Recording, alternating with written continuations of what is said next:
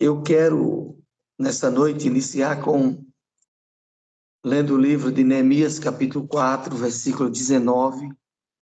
Essa decisão que Neemias disse, ele diz assim: disse eu aos nobres, aos magistrados e ao resto do povo, grande e extensa é a obra, e nós estamos no muro, muito separado, longe uns dos outros. Pai, eu quero te louvar pela tua graça, por tudo que tu és, tudo que tens feito e por aquilo que o Senhor há de fazer ainda nas nossas vidas. Pois tu és um Deus fiel, maravilhoso e tremendo. Irmãos, essa declaração de Neemias, ela é de suma importância para os dias de hoje, porque eles estavam num projeto, vou usar o termo aí da nossa irmã Joyce, um super plano de Deus, da restauração de Jerusalém, dos muros, das portas. E Neemias viu que quando começou a obra, muitos estavam distantes uns dos outros. E ali ele viu a necessidade de se unir, como diz a palavra, né? Onde há comunhão, ali ordena o Senhor a sua bênção. E como é importante que nós estejamos juntos, que nós estejamos unidos em todo o tempo, né? Até na construção da Torre de Babel, a Bíblia diz que o povo estava tão unido que tudo que eles desejassem fazer, eles conseguiriam fazer. Veja o poder da unidade, da união. E eu quero exaltar a Deus, louvar a Deus pela unidade que há na família Vigília. Né? Vocês há muito tempo estão aí, perseverando, e Deus tem, a cada ano que passa, está honrando. Mas voltando para o texto, irmãos, diante desse capítulo 4 de Neemias, uma coisa que podemos ver em Deus é que ele nos surpreende.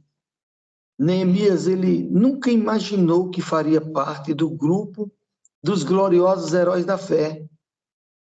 E nos séculos vindouros, que seu nome seria colocado ao lado de grandes nomes como Abraão, José, Moisés, Josué, Esté, Débora, Davi.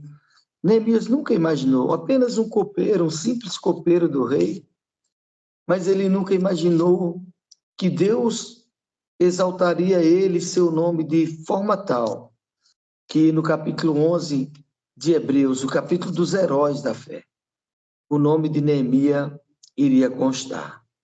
Irmãos, a fé, ela é decisiva e, portanto, podemos fazer diferença em nosso mundo para a glória de Deus. Toda aquela pessoa que tem fé, que crê, ela faz diferença aonde ela chegar, com quem ela estiver e aonde ela estiver, ela fará a diferença, porque a fé ela é decisiva nas nossa vida. A palavra de Deus nos promete que tudo é possível àquele que crê. Quando Jesus diz isso a um pai que chega desesperado para que Jesus faça um milagre na vida do filho, e ele diz: Senhor, se tu podes fazer alguma coisa, ajuda-me. Jesus disse: se eu posso. Tudo é possível àquele que crê. Né? Em Marcos 9:23, Jesus afirma que a fé viva, em Mateus 17:20, que a fé viva ela pode mover montanhas. Então, o que é que eu entendo aqui? Não há como a gente realizar uma grande obra ou uma obra extensa sem aplicação da fé. Não há como a vigília crescer e prosperar se aqueles que estão à frente não crer, não usar a sua fé viva. E por usar a fé viva, é que ela cada ano está crescendo e alcançando pessoas em outras nações. Então, não há como a gente realizar uma grande obra sem que a gente não exerça a fé viva. temos que examinar as evidências da fé em nossos corações, a fim de determinar se estamos, de fato, caminhando e agindo por fé. Ou seja, todos os dias a gente tem que fazer uma avaliação da nossa vida cristã. Será se realmente estamos vivendo por fé? Porque a Bíblia nos diz, olha, o justo viverá pela fé. Então eu preciso ter essa reflexão diariamente. Será se eu estou vivendo por fé? Então, uma coisa que eu preciso compreender, eu, você, nós não podemos fugir dos propósitos de Deus na nossa vida. Você pode até desanimar ao ver o tamanho da obra e a sua extensão. Você só não pode ter medo dos desafios e das dificuldades que aparecerão. Quando temos a verdadeira fé em Deus, o nosso coração é tranquilizado pelo próprio Deus, que nos faz ver que nada nos impede de tentar fazer aquilo que Deus quer que venhamos realizar, ou que Ele quer a realizar diante de nós. Quando nós depositamos a nossa fé em Deus, então, irmãos, Deus, Ele faz com que a gente venha descansar, porque Ele nos ajudará, porque Ele é fiel. Devemos saber não apenas quando chorar e orar, mas também quando esperar e orar. Chorar e orar, irmãos, é muito fácil. Agora, descansar, orar e esperar, aí é difícil. Uma das coisas que eu tenho aprendido em toda a minha vida cristã é como é difícil esperar. Como é difícil esperar nos dias de hoje, em que tudo é rápido. Tudo é rápido. E como esperar? É como eu vi um título de um livro. Como ser Maria nos dias de Marta, onde todo mundo está correndo através de conquista, de alcançar isso, mérito, dinheiro, fama, poder, conhecimento. Como alcançar isto? Como ser Maria num tempo de Marta? Nós estamos vivendo o tempo de Marta, do ativismo. Mas Deus nos quer viver no tempo de Maria, ter tempo para Ele, sentar com Ele, ouvir o que Ele tem a nos dizer. E é necessário que a gente se preocupe com isso.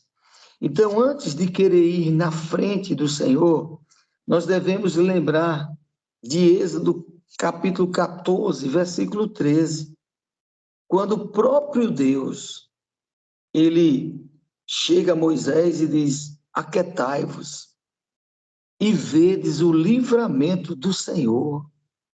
O povo estava ansioso e Deus disse: olha, aquietai-vos e vedes o livramento do Senhor.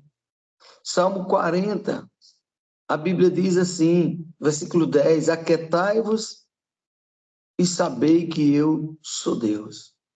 Deus sabe que o nosso aquietar não é fácil, mas Ele deseja que a gente se aquiete nele, confie nele, espere nele, porque a alegria do Senhor é a nossa força. Que força é essa, pastor Ideval? A força de você não estar vendo o milagre, mas você continuar crendo. A força de você ver as barreiras, as dificuldades, os empecilhos, mas você continuar crendo com a mesma fé de Jó. Eu sei que o meu Redentor vive e ele vai se levantar. Em Ruth, capítulo 3, versículo 18,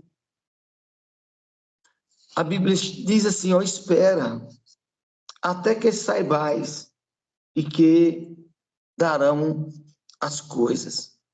Em Salmo 46, 10, como eu falei, aquietai-vos e sabei que eu sou Deus. Abacuque, Deus responde no capítulo 2 de Abacuque, quando Deus diz assim: se tardar, espera, porque certamente virá e não tardará. No Salmo 40, versículo 1, o salmista ele diz assim: esperei com paciência. Tem outra versão que diz assim: esperei confiantemente no Senhor, e ele se inclinou para mim e ouviu o meu clamor. Deus está me conduzindo a dizer a você, que está aí ao alcance da nossa voz, nos assistindo: espere. Se tardar, espera, porque certamente virá e não tardará. Então, irmãos, a primeira evidência da fé na nossa vida é a fé para esperar. Neemias esperou. Ele foi lá, ele viu a terra, ele viu como estava, mas ele esperou a hora certa de falar ao povo. Ruth esperou, Moisés esperou, o salmista esperou, Abacuque esperou, e Deus quer que você espere. Deus quer que você continue esperando nele. A segunda evidência da fé é a fé para pedir, né? Aí, Neemias 2, do versículo 4 a 8, você vai ver que Neemias ele pediu autorização ao rei, pediu cartas ao rei para ir a Jerusalém, cartas em que ele tivesse oportunidade de passar pelas províncias e não ser impedido. E depois ele pediu carta para que houvesse doações, para que a obra que ele iria realizar fosse completada. Quando o rei perguntou a Neemias, o rei olhou, viu o semblante de Neemias triste, e o rei disse assim: que me pedes agora? Perguntou o rei. Neemias estava diante de uma oportunidade incrível. Aquela pergunta envolvia todo o poder e riqueza do rei. E o rei viu o semblante caído de tristeza e perguntou a Neemias: por que o seu rosto parece tão triste? Se você não está doente, essa tristeza só pode ser do coração. Irmãos, o rei identificou que Neemias estava com o coração triste. E a tristeza do coração de Neemias refletiu no rosto de Neemias. Talvez você esteja com o seu coração triste. Essa tristeza já está sendo evidenciada no seu rosto. Mas o rei hoje está te perguntando: por que você está triste? Se você não está doente. O rei logo identificou como Neemias estava. E ao longo desses 20 anos, irmãos, ao longo de todo esse tempo que você já se converteu, né? Quantas vezes nós chegamos preocupados em casa, no trabalho, na igreja, mas hoje o Senhor está dizendo: por que tu estás triste? E o rei disse: eu posso ajudar? Jesus está te perguntando hoje aqui: eu posso te ajudar? Que tu me pedes agora? Deus está falando conosco. Eu posso te ajudar, eu quero te ajudar. Agora você precisa pedir. Pedir, irmãos. Então, esse é o Deus que nós servimos. Que Jeremias 33:3 diz: clamas a mim, responder-te-ei, anunciar-te-ei coisas grandes e firmes que não sabe. O próprio Jesus disse: olha, se você pedir qualquer coisa ao Pai em meu nome, já creia que já recebeste. Então eu preciso aprender a pedir ao Senhor. Em Êxodo 35, de 4 a 9, nós vemos o próprio Deus pedindo através de Moisés, que o povo ofertasse para a construção do templo, aliás, do tabernáculo. O próprio Deus, irmãos. Em 1 Crônicas 29, de 1 a 9, Davi também pede para a construção do templo. Em Malaquias 3,10, o próprio Deus diz: trazei todos os dízimos à casa do tesouro. Jesus, em Mateus 14,18, quando estava escurecendo e tinha uma grande multidão ouvindo ele, os discípulos disseram: mestre, despede esse povo, porque não tem como dar de comer. Jesus virou para os discípulos e disse: olha, dai-vos vós de comerdes. Então, alguém chegou e disse: Senhor, só temos 5 pães e 2 peixinhos. Aí Jesus pediu: traga a mim. E ali ele fez o milagre da multiplicação, irmãos. Esse é o Deus que nós amamos, o Deus que nos permite pedir o que quisermos a Ele. No Salmo, ele diz assim, o salmista, Deus dizendo: pede-me e eu te darei as nações por herança. Mateus 7, ele diz: pedi, pedi e dá-se-vos-á. Então, filha, não deixa de pedir ao teu Deus, de clamar ao teu Deus. A outra evidência da fé, irmãos, para nós fazermos uma grande obra, é a fé para desafiar a outros. O que é isso? A fé para desafiar a outro. A jornada de Susan para Jerusalém levava aproximadamente 2 meses para ser completada. Neemias tinha 3 inimigos: Sambalate, Gesem, um árabe, e Tobias.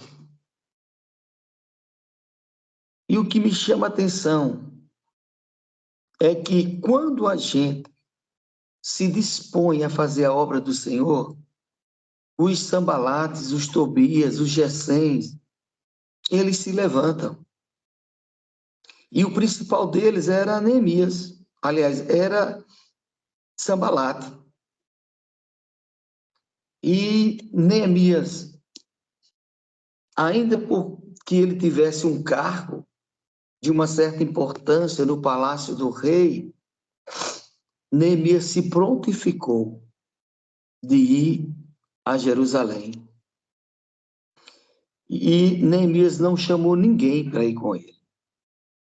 Ele foi só. Quando nos comprometemos com a obra, os inimigos se levantam.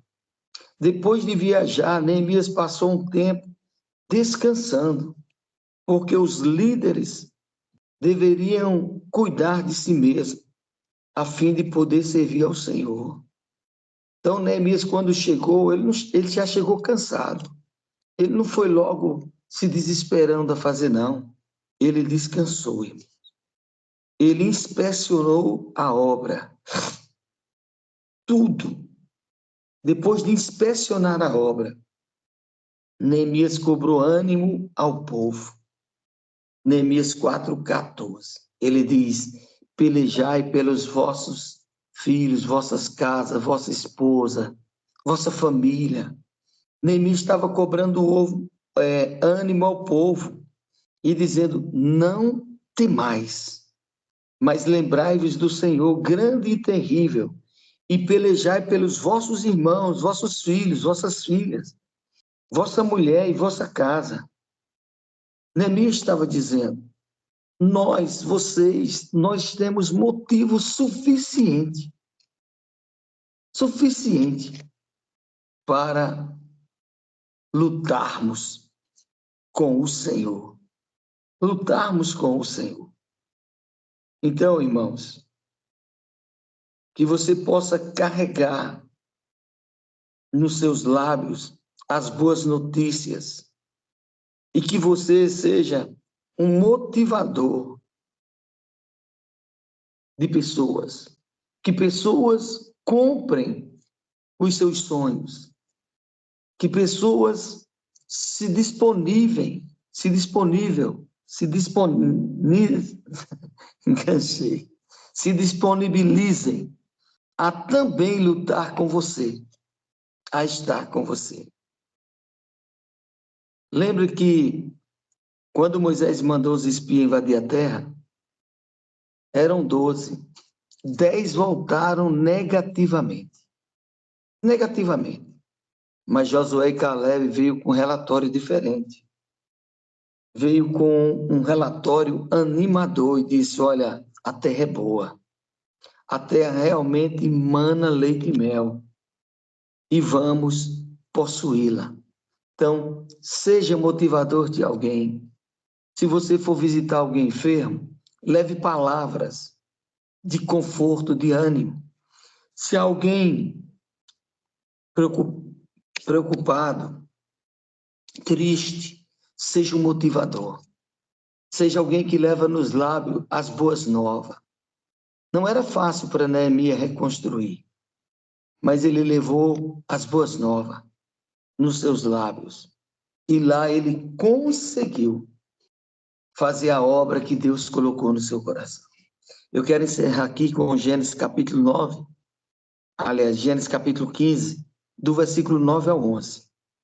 Quando Abraão, ele deixa todos os animais, as pombas, os animais, na posição do sacrifício ao Senhor. E naquele momento as aves de rapina, elas descem para comer o sacrifício. E ali Abraão as exorta, as espanta. Ou seja, nunca deixe ninguém roubar ou tirar de você aquilo que você pode sacrificar ao Senhor. Nunca deixe nada tirar o seu tempo de congregar, de ir para a igreja. Nunca deixe nada tirar o seu tempo de orar, de vigiar, de louvar, de ler, de estar em Cristo e com Cristo. São aves de rapina. O que se pode fazer é exortá-la. Exortá-la que Abraão deu foi pedrada nelas. Porque ele não queria que elas roubassem o sacrifício que ele estava apresentando ao Senhor. Então, que Deus nos abençoe nesta noite. Que você possa exercer a sua fé viva no Senhor. Como Deus falou, não desista, mas descanse. Ele está no controle de tudo. Que Deus abençoe a todos em nome de Jesus.